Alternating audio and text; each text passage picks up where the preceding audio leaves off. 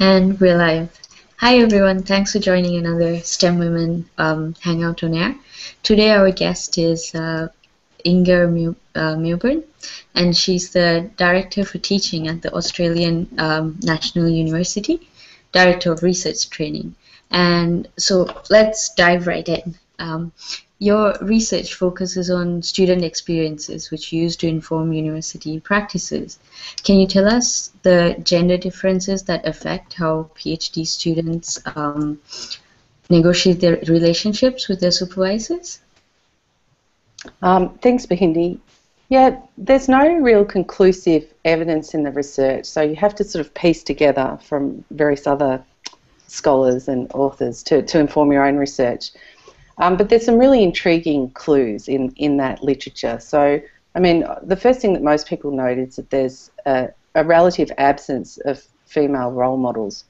And the female role models that are in science have tended to assume the dominant culture that's already there, which is heavily masculinized just because of the history.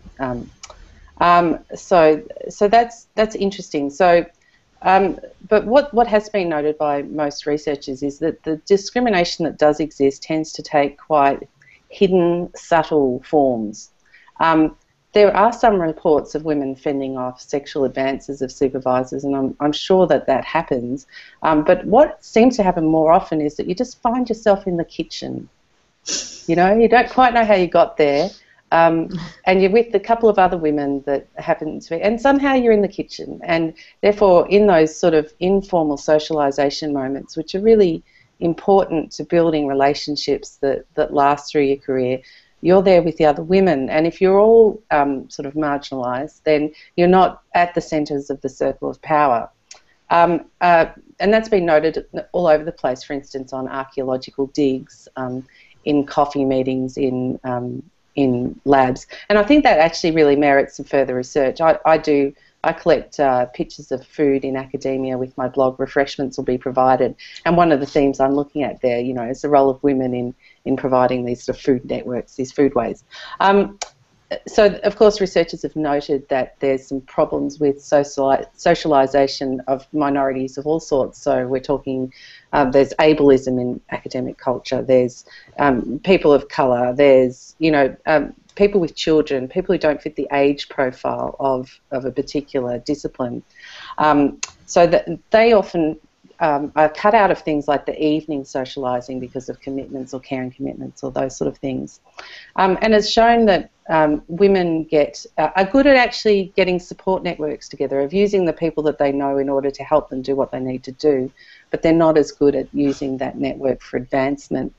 And it's worth noting too that many men are uncomfortable with the roles, with the dominant masculine roles that are presented for them, and in fact there's even more pressure on them to take those roles up. I have a friend who's studying his PhD at the moment. He's 42, he's not married, he doesn't have children, and he says to me, I go to barbecues, and because I'm on a scholarship doing a PhD, you know, I don't have a wife, I don't have kids, I feel like a cultural eunuch, you know, I'm not really a man. And so I think that, like, it's not just women who are oppressed by these sort of this gender stereotyping, men experience it as well.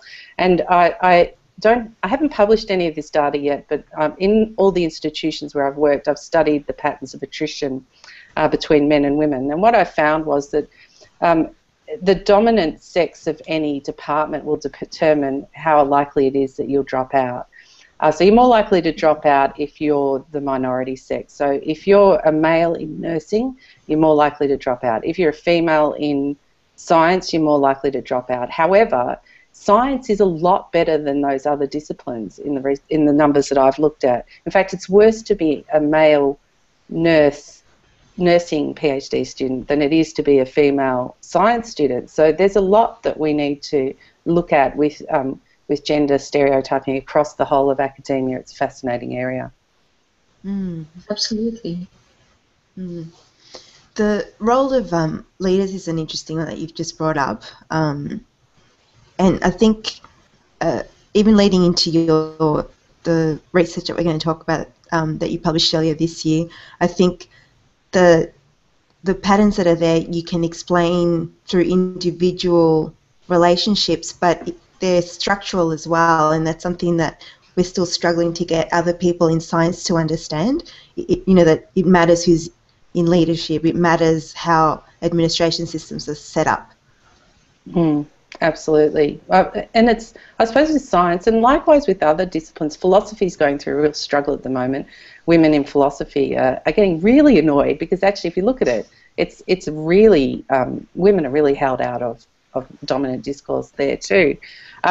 And actually, you'd think in philosophy that you could make the argument, hey, have a look over here, this isn't right, this is not as we'd expect, but actually they're having a really hard time over there too, and you're absolutely right. It's very hard to point at exactly one thing and say that's the problem. So if you point at a whole bunch of women in the kitchen and say that's the problem, right, where all those women are in the kitchen, they go, how? But how does that actually translate to anything? It's very difficult to make the argument, especially when we've had so much progress for women generally. I mean, we're there, right? Like, it's no longer dominant pale male culture, thank God for that, but we've got a long way to go. Yeah, or even the question of how did they get to the kitchen in the first place? Yes, we allow them into the party, but they end up, gossiping in the kitchen. How does that happen? Yeah. I think there's a lot of men just don't think to do the dishes. We're socialised to see they're there, I don't know.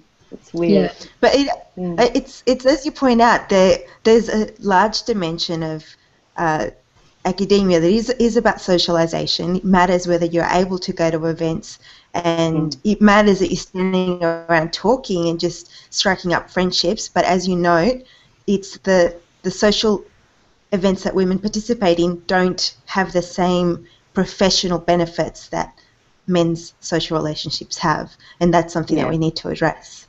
Absolutely, yeah, absolutely. I've talked to men a lot about this actually, because I think men are our allies in this. We've got to get them on side. That's the only way we get real change. And some of them say to me, "Oh, look, I actually just don't know what to talk to women about." And I'm like, "Come on, it's the 21st century, seriously." And they're like, "Well, normally I don't know what to talk to men about either." One of them said to me the other day, "I don't know what to talk to them about, but I know at least I can talk about sport." And I've got a place to start. I mean, this is Australia, right? But and they said, I can't talk to a woman about sport, So I don't actually know how to start. I'm like, talk about the weather, and he's like, oh yeah, I hadn't thought of that. Also, that's assuming that women don't like sports, which is exactly. Not yeah, personally, I don't, but I've got plenty of friends who are big sports fans. Yeah.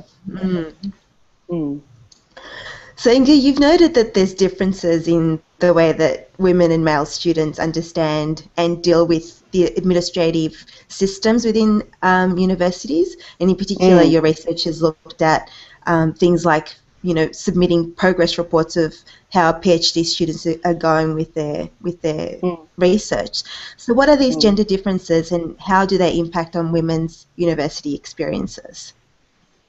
Okay, well, I mean, this research, it was really fascinating, and I want to do more of this sort of documentary research or research around administration, because the mundane everyday of the university system is where these gender differences are done. That's where you find them happening, those subtle differences. So the progress report was interesting to look at. We started this research because we were originally going to, at RMIT, where I last worked, we were going to replace our manual system of reporting every 6 months on doctoral candidature with a computer system. And someone quite smart in management said, well, there's no point in doing that if we don't sort of have a look at what's wrong with the system already, because we'd noticed that the people who were nominated to be excluded from their program, that nomination tended to be quite late, usually in the very last progress report.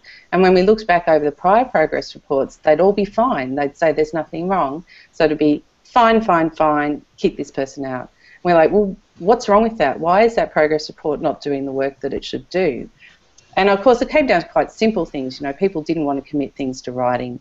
Putting things on the progress report escalated problems a lot higher than they would, and often they just tried to sort them out locally, and when they couldn't, that's when it ended up on the report. It was a very high-stakes document. So the first stage of the research just looked at that generally. The second stage we went through and we did a gender analysis, because my boss at the time, Professor Denise Cuthbert, said, if there's one thing I've noticed, if you separate out men and women, you'll always see differences. And that, of course, did happen. So what we found in that was that as women were preparing the progress report, there were various degrees of collusion with the supervisor, male and female. But what we found is that the women tended to think of the report as performing for an audience. So it's almost like they were on stage and they were being watched. Men talked about the report differently. They talked about it kind of like in terms of archaeology. The report was digging through, recording things, making sure that operational processes had a place. So men and women had these completely different conceptions of the progress reporting, which was really interesting. And for women, although the audience for the report, so whoever's reading it is watching them, they often assumed, both male sexes assumed that no one read the report, really. But women more often assumed that if the audience did decide to watch, that they do them harm in some way. So they'll pick up this report and they'll use it to damage me. Men never said that. They just said, oh, if they pick up the report and they see a problem, well, they'll use it to fix the problem. Women never said that, which was really interesting. Men really assumed that it was a depersonalised process, and women assumed it was personalised from the get-go. And I think there were logical reasons for this, because in the few instances of men reporting issues, and I have to admit in this sample, men had a lot less trouble than women generally, of all the students. And we couldn't find men that had heaps of trouble. I don't know what happened to them. But the men assumed that things would be fixed because things were always fixed for them. And they were always fixed, often in what we called the back channel. So the back channel is just talking to someone in the corridor, finding out a number to call, pulling strings, we call it in Australia. And so often the supervisor would just do this for them without being asked. And the reverse was not the case, it seemed, that women didn't report ever having strings pulled for them. And they seemed to see these back channels as somehow inaccessible or invisible. When we pointed out some strategies to some of the women who had had the most trouble, they were completely confused. You know, you can do things that way? And I suppose because it had never been modelled for them, they never had a supervisor who just did that. And then very early on they learned, oh, if I want something, I'll just do it, or I'll just ask, or there's these informal ways of operating that just never seemed to occur to them. So I think that what's really interesting about all this is that we assume that paperwork and administration and business process smooths out difference, smooths out inequality, smooths out problems, and renders gender invisible, inert, no longer functional, and that's clearly not the case. I was really struck actually reading some of those excellent quotes in your paper where you know, one guy describes his supervisor even, you know, helping him find work, and it was just so different to the way that women kind of felt like they couldn't really negotiate conflict, let alone ask for help, whereas men didn't have that same reticence. And I was also struck by the stories, because I think a lot of academia is, we've said before, you know, baptism by fire, and it's also, you know, urban myths, you know, stories that we tell one another, and so I was struck in your research, you know, the women who had really big problems and tried to fight, you know, when the relationships are broken down with the supervisors, they were really punished. They were really severely punished. Yes, they were. They were. And like I say, we couldn't get any examples of men who were having trouble. And men seem to assume that the business as usual for men was no problem. Business as usual for women was, there's some struggle here, I need to just hose everything down, I need to just make sure that trouble doesn't appear. Men just, and also I think the way that the supervisor behaviour was framed by the two genders was quite different. So for men who had a supervisor who ignored them, they interpret that as benign neglect or permission to just go off and explore and do whatever you like. Women interpreted it as neglect, as neglect that's going to do me harm. Now you could argue, oh, women just, you know, obviously just a bit twitchier about it, or somehow But, you know, people operate logically, so women usually have a logical reason for assuming that. And like you say, it's not necessarily from their direct experience, social learning. So they learn from the stories of other women in the kitchen washing dishes. This is the sort of thing that you end up talking about, you know. So you don't have to have experienced it yourself to know, oh, I should be alert for trouble. It's like women walking down the street at night. They're always just that little bit more alert for trouble. It may never have happened to them at all, but they know that as a woman they're more vulnerable. And I think that's what's going on here. And so for men, it's like they walked around with this sort of unconscious kind of bubble of privilege, right? And it was interesting watching them in the focus groups. They were shocked. They were appalled. They were sitting there with their mouths open. And then they'd say to the women, oh, yeah, but how could you think that because X, Y, and Z? And the woman would say, well, no, another woman has experienced this, this, this, and this. And they just look, you know, like, really, really? And obviously these stories don't circulate the same way in the male community. I don't know what stories do circulate, and that probably bears further research. One of the frustrating things about any kind of gender research, as you probably already know, is that there's so little done about men and men's behaviour and men's values. And I think there's just as much suffering there somewhere, clearly, but we're not getting to it. We're also not understanding how they don't understand what's happening. And it's been interesting watching my husband live with me, you know, for 18 years. And, you know, sometimes he turns around to me and goes, is that sexism, babe? Is that what I'm seeing there? Is that sexism? You know, and I'm like, yes, honey, yes, that's sexism. What you saw just happened to me, that is sexism. And he's appalled by it. So I think the visibility of it to men is often veiled, or I don't know what's going on there, but we need to look at it. Yeah, absolutely. You bring up a good parallel with the recent events with the hashtags for yes, all women and not all men and all that. And one thing I've noticed with many conversations about that topic is you get men who are like, I didn't know that happened every day, really?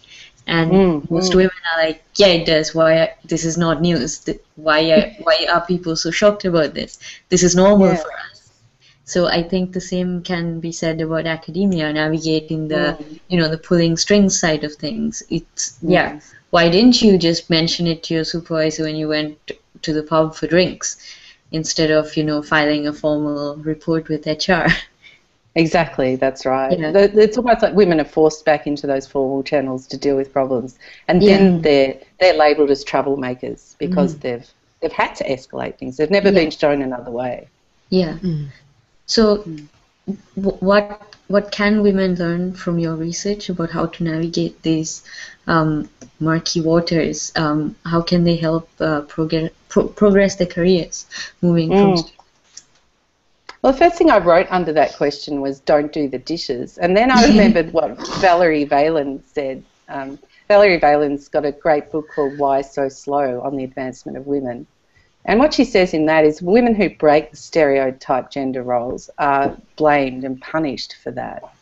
And I thought, so if you don't do, you're kind of damned if you do, damned if you don't. If you don't do the dishes, you're not really a woman, and therefore how do we understand you? Therefore maybe you're trouble. And if you do the dishes, then, of course, you're positioned in the kitchen, like I say, with the other women. So I think that the thing is make the men do the dishes with you, you know. If you're going to go into the kitchen, take a man with you. Include him in that circle. Talk to him, you know, turn him into your ally. So bring men into women's spaces as well as try to penetrate men's spaces. You know, we retreat to those women's spaces because they're safe, and I do that myself.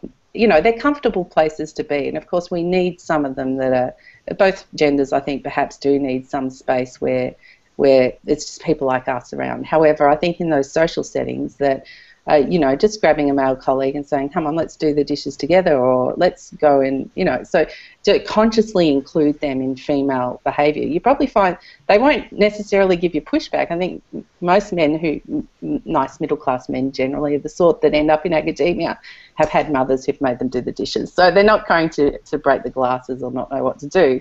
I think the other thing is fake it, you know. If you be aware that you're not being shown some of these back channels, be aware that that things are probably going on that you don't see. Look for them more actively. Ask your male student peers, you know, just talk to them about how they solve trouble, and then try and approach that trouble in the same way. Like I said, you may get pushback, but sometimes just even questioning that. So, you know, so recently, for instance, a friend of mine went for promotion and she asked me to write a letter for her. And at the end of the letter, I wrote very purposefully, it's really good to see University X is cultivating women like my friend, because we know that women who ask for promotion, ask for advancement, are seen as pushy. And it's great that your university isn't doing that. Are you? You're not going to do that, are you? And, you know, so you just kind of shame them a little bit. Yeah. And I think a really good book, and a must read, I think, for women and for men, because men will get a lot of insights from it, is Ms. Mentor's impeccable advice for men and women in academia. And I love that book because she's like a sort of a Miss Manners of academia. And so women write to her and have written to her for many years, and they've really big problems, sexual advancements, you know, just all sorts of othering behaviour. And she always has a really devious, sneaky answer to it. And she has, you know, and she'll always prefer charm over outright sort of fighting, unless you absolutely have to. And her whole point is, I have to help women get through to the next rank, because that's only then will things really change. And I think that's the key point, is that do what you have to get advanced, but don't let that, if that behaviour, you know, you've got to have your ethical standards, and you've got to sort of find the limit that you're happy with. But she says, get through to the next level, and then don't perpetuate it. Yeah. So that's where you make the change, when you are the role model and you can recognise and help other women and other men who don't want to, you know, be these hyper-masculised males. So I'd recommend that book as a starting. Everyone should just be given it when they start their PhD. Read this, you know, open your eyes and think about things. Yeah. You can't fight the system from the outside. You have to get in first to do that. I believe that. And it's happening, you know. I sit in a lot of high-powered committee meetings now because it says director in front of my name, so I get to go to, sometimes just as an observer. And there's lots of women there. In fact, one of the things I've really noticed over the years is that, of course, we know that there's more male professors in almost every discipline than there are females. So it's easier to be a professor in a discipline if you're male. But the route to power for women is in central management. You know, DVCs, PVCs, even vice-chancellors now. Increasingly women are taking this managerial route. So they're sitting there in this very powerful position. And at our last Women's Day at ANU, we had a professor in mathematics, happens to be a woman, happens to be Indigenous. She got up and she said, look, I'm a specialist in non-linear mathematics. She said, this slow advancement of women, that's not what's going to happen. She said, what's going to happen is all of a sudden it's just going to explode. You know, women are in these positions of power all over the world. Think Hillary Clinton. So one day there's just going to be an abrupt change, and I'm wondering whether she's right, because I'm seeing that inside the university hierarchy, definitely. So there's lots of reasons to hope. I guess it comes back to that point you said before. It's great to have women in managerial roles, and then making that switch so when you get into power, you don't, as you were saying, don't perpetuate the masculine behaviour. Don't get into that pattern where you're not recognising, you know, traditionally feminine patterns and reward them when you've got the power. Now, recognise the sexist within you as well, because, you know, I think it was Athene Donald recently, the Occam's typewriter blog, and she took the test that tests whether you're sexist or not, and she's well known as a very strong advocate for women. She said she failed it, you know. So we carry around these stereotypes because they're built into our, like you say, into the structural fabric of our society. So running off sort of a similar question, but now focusing to your, I really love your blog, the Thesis Whisperer.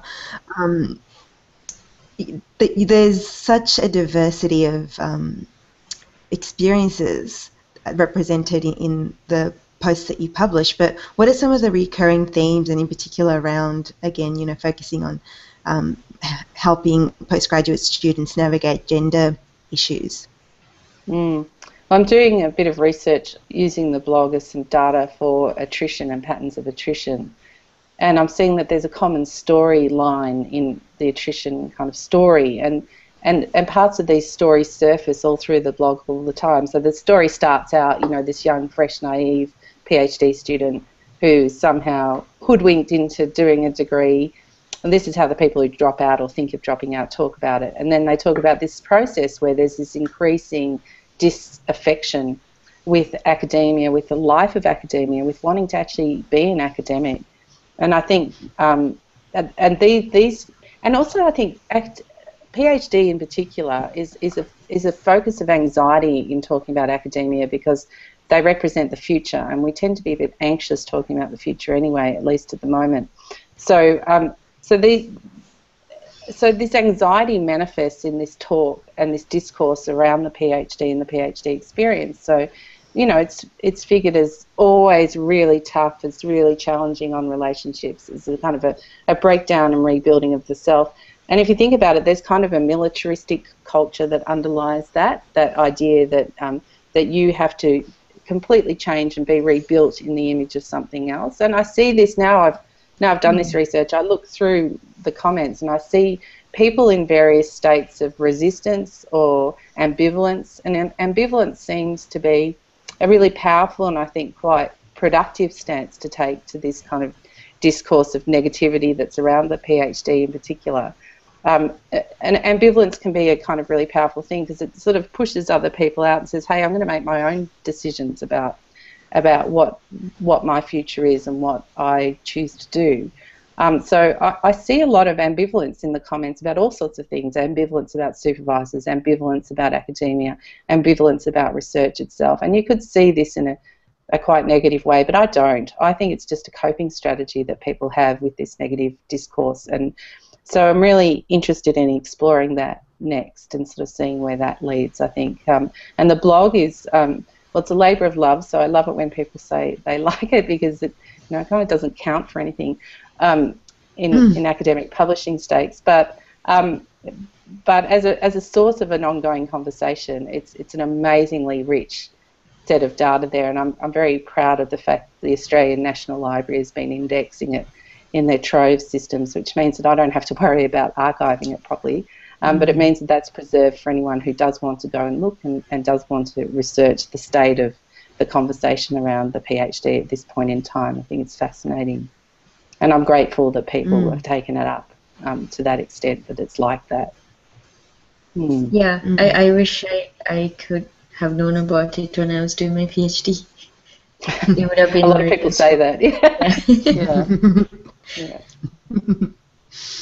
Yeah. So what do you think are some of the unique issues that you see specifically impact on women researchers that both help and hinder the progress of their theses? Yeah. I think we can't underestimate the role of having children and being primary carers. That's what I see the most come out there. And my sister, my twin sister, is very funny about this. She says, it's not really men that have oppressed women all these years, it's children. And what she means by that is that you love your children, you'll do anything for them. And so, if a man says to you, hey, stay home tonight, I want to spend time with you watching TV, you were like, well, come with me, or, actually I'd rather go out and stay at home, watch TV with you. But if a child is sick or a child needs you, it's not, you just don't question it. And I don't see men, I really don't see men always behaving that way. Even the most sensitive, switched on men don't parent the same way.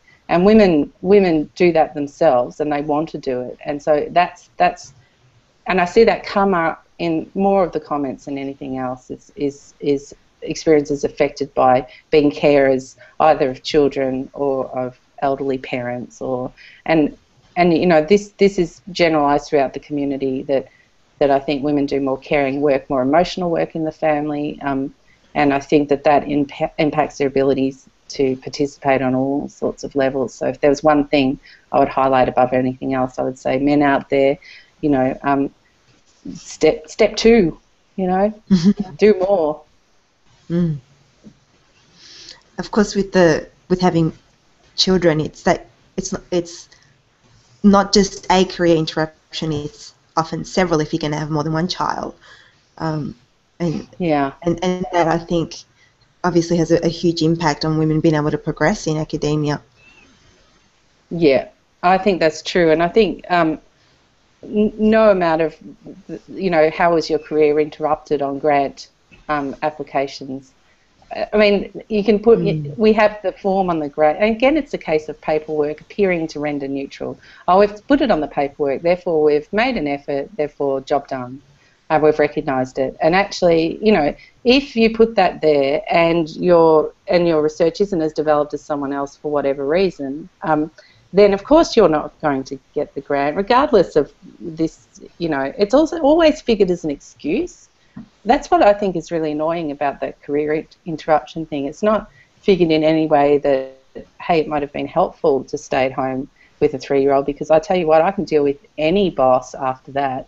Like, she wants it how she wants it when she wants it, just like a 3-year-old. That's easy peasy.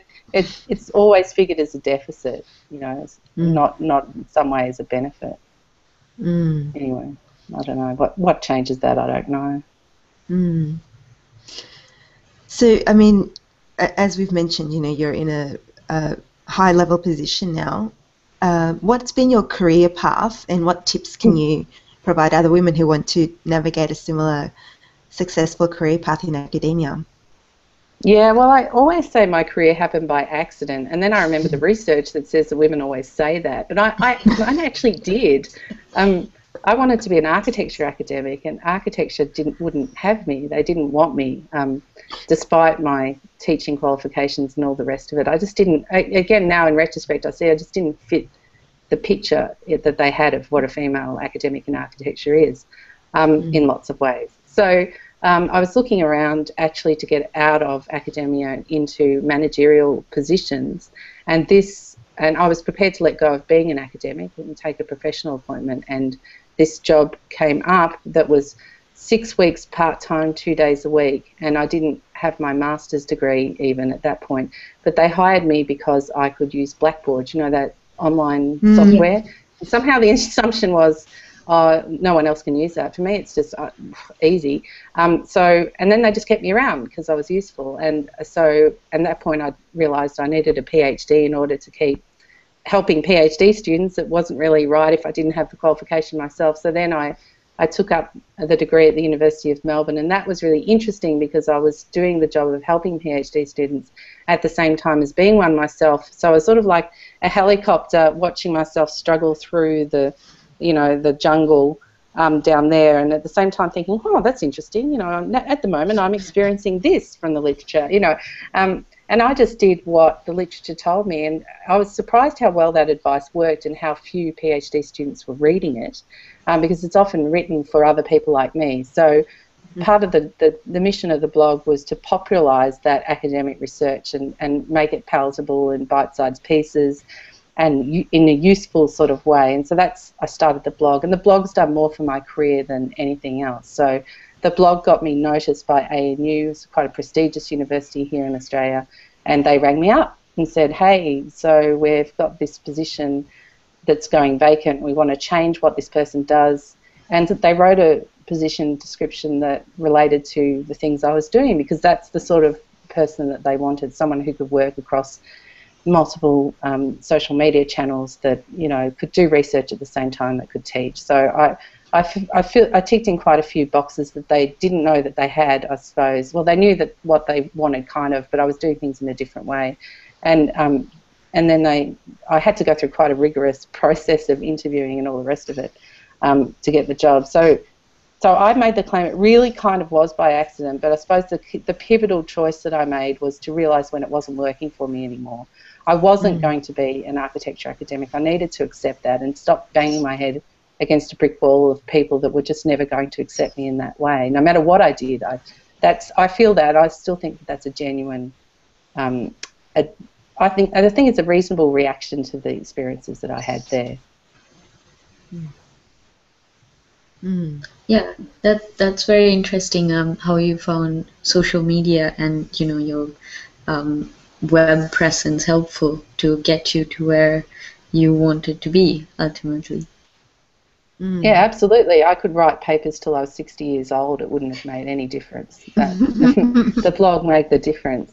And I think it would make the difference for a lot of people, but maybe not in the same way as mine. But I think it can't hurt to be out there, to be a voice. And I think I say 3 bits of advice for anyone considering blogging. You know, be regular, because that sends a signal that you're professional. You know, be short because people have got limited time, and just be useful. How can I be useful to someone? How can I make their life better, their day easier? Every post I write in some way is directed at that. I think that's the key. And it feels good to do that. So a topic we often discuss on STEM Women is the so-called leaky pipeline, where women fall away from a career in science because of practical or policy hurdles. And sometimes these things are such as lack of good childcare support, or like you said at the start, not enough female role models. What are some other ways to better support the careers of female academics?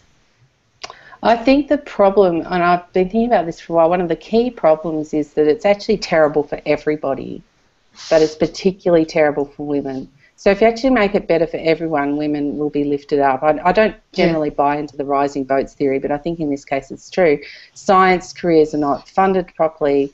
I hear people doing 5 different postdocs, moving all over the world. How can you sustain relationships in that? You know, and women have a limited time in which to have children. And so at a certain point, a woman goes, I need to get off this merry-go-round, have some children. That means stopping in a city or wherever, or following a partner. And from that point, it's very difficult to get back on the merry-go-round because it's still spinning. No. And I think if we slowed this merry-go-round for everyone, which I think a lot of men would appreciate as well, because, hell, they want to pay mortgages as well as women do. They want to have children as much as women often. You know, so what can we do? Well, we can do things like put more government money into science in Australia, for instance. We can offer longer postdocs with that government money, offer postdocs up to 8 years long. You'd see a massive change in women. Once you've got career established, you've got your, you've done your family and everything, then you can negotiate those changes a lot more easily. I moved my whole family here from Melbourne. They followed me for my career. Men will do that. You know, it's just that women have to jump out earlier than men do, and I think that's the key problem. It's just the whole system's broken. And my son wants to be a scientist, you know, and sometimes I just stop myself from saying, I sort of see it as a career like him declaring he wants to be an actor. You know, great if that works out for you. Just have a backup plan, son, you know. A fabulous woman came to see me earlier this year. She's just turned 50 and she's been on, you know, postdocs and soft money her whole career. What an amazing set of experiences and abilities she's developed from doing that for 30 years. Like that is ridiculous in a way, isn't it? And she just finally said, I'm just tired, you know. I just want my kids to finish high school. I just, you know, I'm sick of dealing with this, I'm out. And she persisted a lot longer than most people do, you know. Clearly very talented, you know, and that's a loss. A woman like that should be going on to be a professor, but she's not, because she's at times had to take time out, and the merry-go-round effect starts in. So, you know, it's a bigger problem to fix than just fixing it for women. I don't think that's going to... These tick-box solutions, they just don't work. Yeah. One thing that I've heard a lot is that there's, you know, basically a 5-year expiration date for a postdoc. You have to transition from, you know, postdoc to group leader within that 5 years. And why 5? Why does it have to be 5? And who decided that? But everyone's going on that 5 number. That the rat race is 5. But who came up with that? Yeah, the other thing I think is disturbing about science, and look, I don't know enough about it, and I may be speaking out of school, but it seems to me to be a career that eats its young. You know, PhDs in any other discipline, if you don't find what you expected to find, well, you just write a PhD that kind of says that. And in science, if you have a series of failed experiments, you didn't find what you're supposed to find, somehow that's not a PhD. I don't get that. Like, publishing negative results, so it's a negative result, and everyone says, oh yes, but Inga, it's not publishable. I'm like, it's still a PhD, isn't it? They're like, well, yes, but it's not really a PhD. And so there's a lot of pressure. And then we wonder why people falsify results. I mean, of course they do. So it just seems to me that there's a lot of, and I mean, you know, not to put too fine a point on it, that's kind of masculinist culture right there in a nutshell, isn't it? Like failure, not finding what you expect, you know, these things are kind of other, they're soft, they're feminine, they're, you know, it's just, and I notice there's some changes there. So there's some journals that are starting up that publish negative results, and I think there's some positive things happening. But I think waking up to these kind of systems, I think scientists are really quite aware of all the problems that they've got actually, but often feel powerless to do anything about it because they're so big, they're so structural. I think also listening to you speak, I was thinking about one of the most obvious things is that about eating your young, that I think we could apply to all of academia. You know, we produce a surplus of people with higher degrees, and we don't have the jobs for them, and that is a failure of our governments, who, as you say, don't fund science properly, and there's a issue with the university system itself. You know, we don't have the jobs there for people, and so we need to be changing the system, because PhDs are important not just in academia, in other areas, but we really focus our students, and this is a pet cause of mine because I'm an applied researcher. We don't do enough to show students alternative career paths that may be more flexible to their lifestyle needs. Yeah, absolutely. We're trying to do some work on that at ANU at the moment. So we're trying to get a big workshop symposium together next month that showcases alternate careers and has people telling their alternate career story. Because I think the things that you learn in a PhD are applicable and valuable in all sorts of parts of the economy. And let's face it, more knowledgeable workers everywhere is what this country needs. And I think that the system grew up. It's almost like the system. Someone said to me last year that since I started my undergraduate degree in '89, and since then the number of students in the system, the whole higher ed system, has grown 9 times. And he said, a grasshopper that's blown up to 9 times its size, it doesn't hop anymore. You know, the mechanics are all wrong. The surface tension, everything just doesn't work the same way. And so that's what's happened to us. We've got 9 times more students in the system. We haven't got 9 times more teachers, that's for sure. We haven't got 9 times more money necessarily. So we're actually working on processes and conventional ways of doing things that were designed for a much smaller scale and don't work at a larger scale, a PhD being a case in point.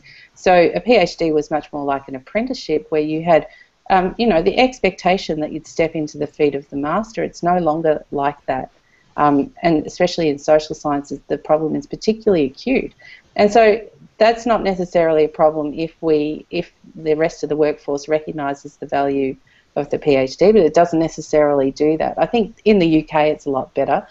Some other research I'm doing with Dr. Rachel Pitt is looking at the language in job ads that ask for a PhD. So we've analysed the academic job ads, and that's a whole other podcast, ladies. Like, let's not even go there. Should get Rachel on to talk about that. It's amazing.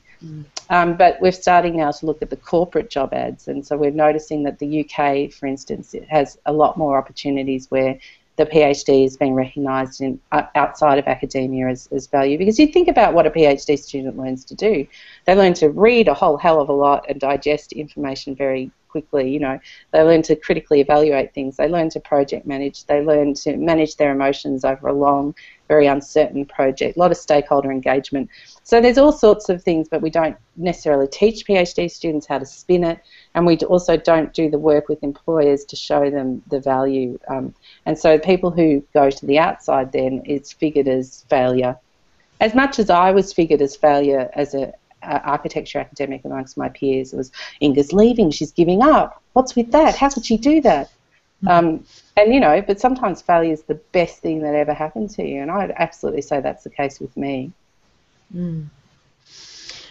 Well, thank you so much for sharing all your insights about your research and the Thesis Whisperer. It's been amazing talking with you. We could probably keep talking with you as with all our guests and just keep going. So thank you for joining us. We appreciate your time. You're most welcome. Thank you. So we'll post links to Inga's research as well as the Thesis Whisperer blog and her Twitter through our blog. And also just to let our audience know that you can join us again in a fortnight, and we'll be speaking with Candy Torres, who has worked as an engineer supporting the International Space Station as well as NASA's Mission Control Center. We'll be speaking with Candy about how women might forge a technical career in space engineering. So until we speak to you again, everyone have a lovely fortnight. Thank you for joining us. Thank you.